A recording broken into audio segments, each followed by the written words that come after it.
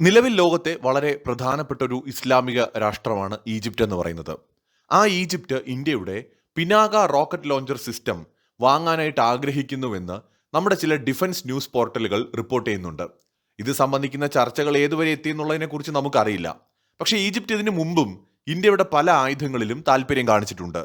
ഇന്ത്യയുടെ ബ്രഹ്മോസ് മിസൈലുകൾ, ആകാശ് സിസ്റ്റം, അതുപോലെ തന്നെ ഇപ്പോൾ പിനാക റോക്കറ്റ് ലോഞ്ചർ സിസ്റ്റം അടക്കം നിരവധി ആയുധങ്ങൾ വാങ്ങിയാൽ കൊള്ളാമെന്ന് ഈജിപ്തിനുണ്ട്. ഈജിപ്തിന്റെ കാര്യം പറയുമ്പോൾ ഇന്ത്യയുമായിട്ട് നല്ല ബന്ധമാണ് ഈജിപ്തിനുള്ളത്. വളരെ അടുത്ത സൗഹൃദ ബന്ധം പുലർത്തുന്ന ഒരു രാജ്യമാണ് ഈജിപ്റ്റ്. സോ ഈജിപ്തിന് ഒരു പക്ഷേ ഇന്ത്യ ആയുധങ്ങൾ നൽകാനുള്ള സാധ്യതയുണ്ട്. ഈജിപ്റ്റ് മാത്രമല്ല, പല ഇസ്ലാമിക രാഷ്ട്രങ്ങളും ഇന്ത്യയുമായിട്ട് അടുക്കുന്നുണ്ട്.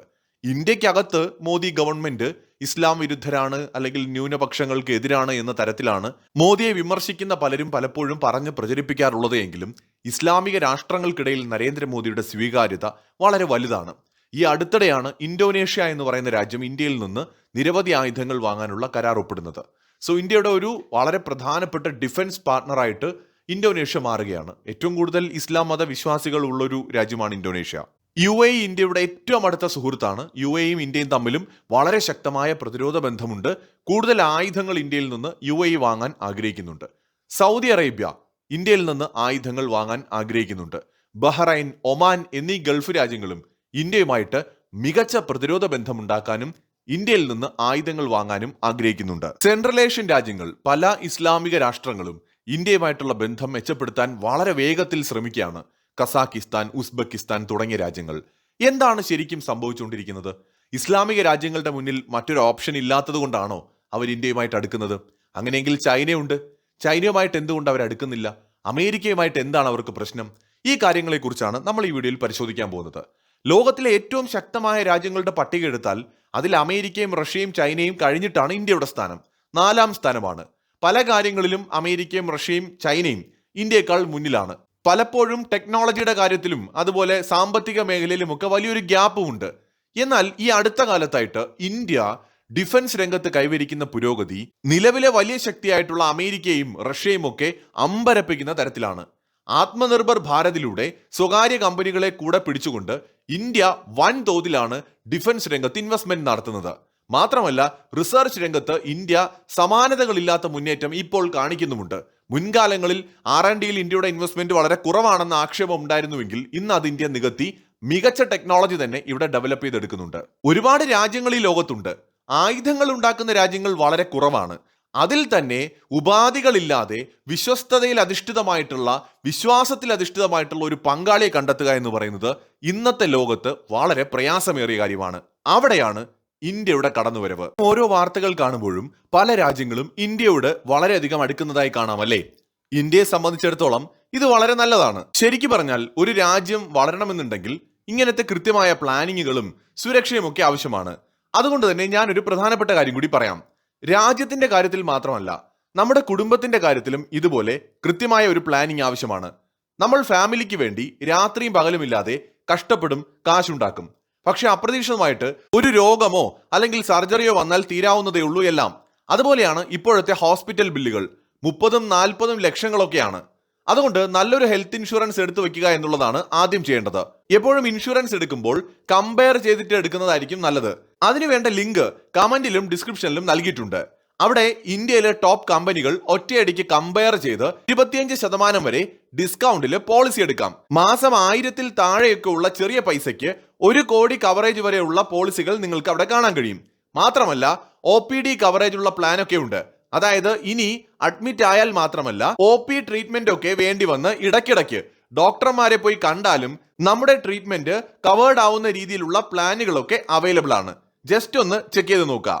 പല ആഫ്രിക്കൻ രാജ്യങ്ങളും ഗൾഫ് രാജ്യങ്ങളും സെൻട്രൽ ഏഷ്യൻ രാജ്യങ്ങളും ഒക്കെ ഇന്ത്യ എന്നൊരു രക്ഷകൻ എന്ന നിലയിലേക്കാണ് നോക്കുന്നത്. രക്ഷകൻ എന്ന് ഞാൻ പറയുമ്പോൾ അതിൽ അതിശയോക്തിയൊന്നും കാണേണ്ടതില്ല. കാരണം പല രാജ്യങ്ങളും പൊറുതി മുട്ടുകയാണ്. അമേരിക്കയുടെയും റഷ്യയുടെയും ചൈനയുടെയും ഒക്കെ മത്സരത്തിനിടയിൽ കടന്ന് ജീവിക്കാൻ നിവൃത്തിയില്ലാത്ത അവസ്ഥയിലേക്ക് പോവുകയാണ്. അവർക്കൊരു വിശ്വസ്തനായ ഒരു സുഹൃത്തിനെ വേണം. രക്ഷകൻ എന്ന വാക്ക് ഇവിടെ പൂർണ്ണമായി ഞാൻ അതുകൊണ്ട് ആ അർത്ഥത്തിലല്ല ഉപയോഗിക്കുന്നത്. അവർക്ക് ഈ പ്രശ്നങ്ങളിൽ നിന്ന് രക്ഷപ്പെടണം. അമേരിക്കയുടെ സമ്മർദ്ദങ്ങൾ, ചൈനയുടെ സമ്മർദ്ദങ്ങൾ, റഷ്യയുടെ സമ്മർദ്ദങ്ങൾ, ഇതിനിടയിൽ ഒരു നല്ല പങ്കാളിയെ കിട്ടാതെ, ഒരു സുഹൃത്തിനെ കിട്ടാതെ പല രാജ്യങ്ങളും നട്ടം തിരിയുകയാണ്. എങ്ങനെയെങ്കിലും അതിൽ നിന്നൊക്കെ തടി ഉയരണം. കാരണം ഈ രാജ്യങ്ങളിൽ പലതും ഏതെങ്കിലുമൊക്കെ കാരണത്താൽ ഭയങ്കരമായി ഡിപ്പെൻഡഡ് ആണ്.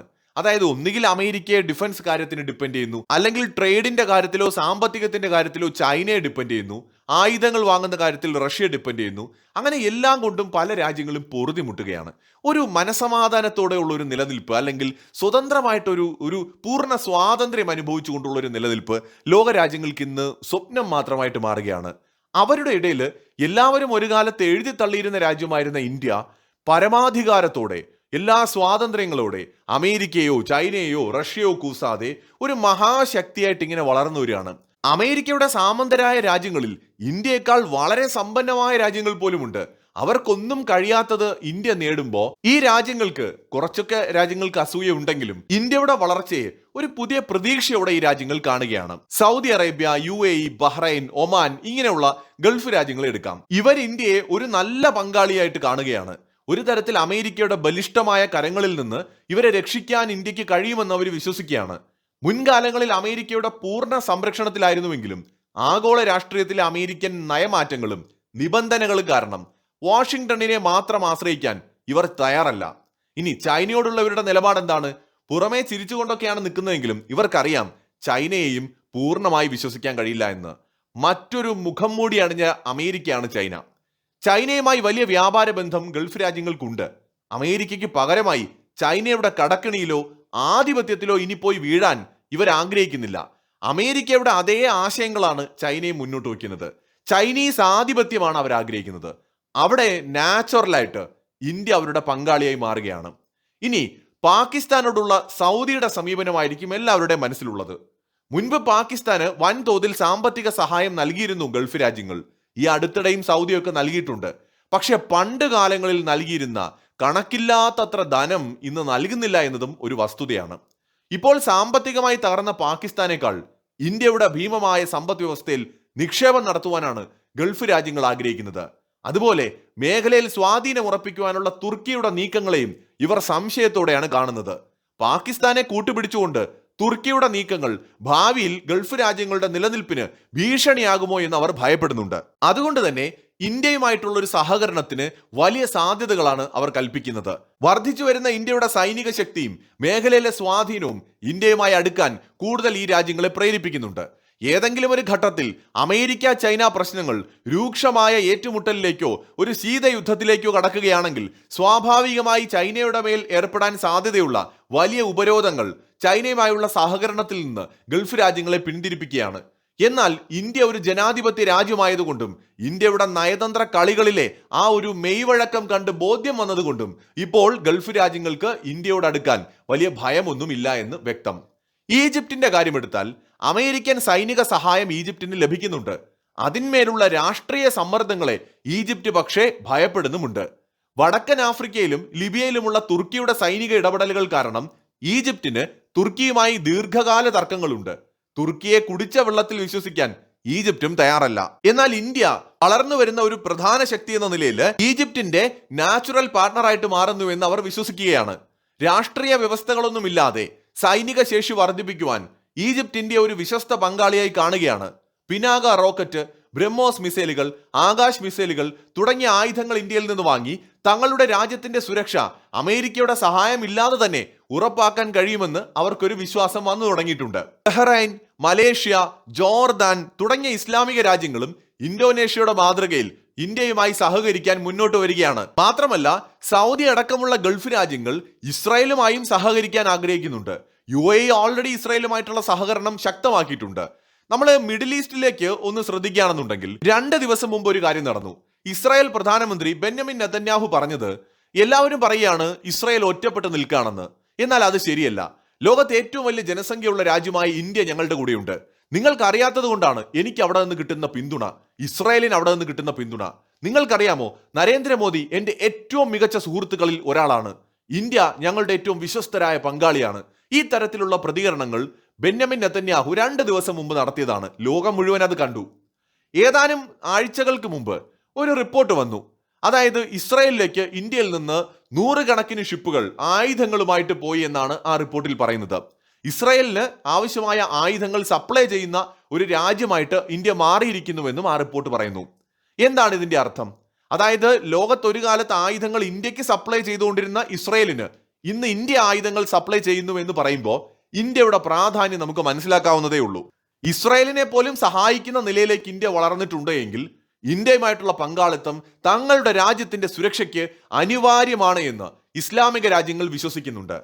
നമ്മൾ ഇന്ത്യക്കകത്ത് നിന്നുകൊണ്ട് നരേന്ദ്രമോദിയുടെ പ്രവർത്തികളെ നോക്കിയാൽ ചിലപ്പോൾ ന്യൂനപക്ഷങ്ങൾക്ക് നരേന്ദ്രമോദിയോട് വിരോധം തോന്നിയേക്കാം. പ്രത്യേകിച്ച് അദ്ദേഹം തീവ്രമായ ഇന്ത്യൻ ദേശീയതയും ഇന്ത്യയുടെ കൾച്ചറും ഒക്കെ ഉയർത്തിപ്പിടിക്കുന്ന കാണുമ്പോൾ. പക്ഷെ പുറത്തുനിന്ന് ഇന്ത്യയിലേക്ക് നോക്കിക്കഴിഞ്ഞാൽ ഇന്ത്യയുടെ അന്താരാഷ്ട്ര വിഷയങ്ങളിലെ നിലപാട് ഒരിക്കലും ഇന്ത്യ ഒരു ശത്രുതാ മനോഭാവത്തോടെ കാണാൻ ഗൾഫ് രാജ്യങ്ങളെയും ഇസ്ലാമിക രാജ്യങ്ങളെയും പ്രേരിപ്പിക്കില്ല എന്നതാണ് വാസ്തവം.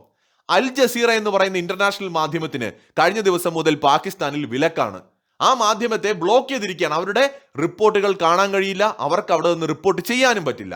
ഇംഗ്ലീഷ് വേർഷനാണ് ഈ വിലക്ക് ഏർപ്പെടുത്തിയിരിക്കുന്നത്. അറബ് രാജ്യങ്ങളുടെ പൂർണ്ണ ആശീർവാദത്തോടെ പ്രവർത്തിക്കുന്ന അൽ ജസീറ ഓപ്പറേഷൻ സിന്ദൂർ സമയത്തടക്കം ഇന്ത്യക്കെതിരെ ശക്തമായി നിലപാടെടുത്തൊരു മാധ്യമമാണ്. പാകിസ്ഥാനെ പിന്തുണച്ച മാധ്യമമാണ്. അവരെയാണ് പാകിസ്ഥാൻ വിലക്കിയത്. കാരണം എന്താണെന്ന് അറിയാമോ? പാക് അധീന കാശ്മീരിൽ നടക്കുന്ന മനുഷ്യത്വരഹിതമായ വാർത്തകൾ അവർ റിപ്പോർട്ട് ചെയ്തു.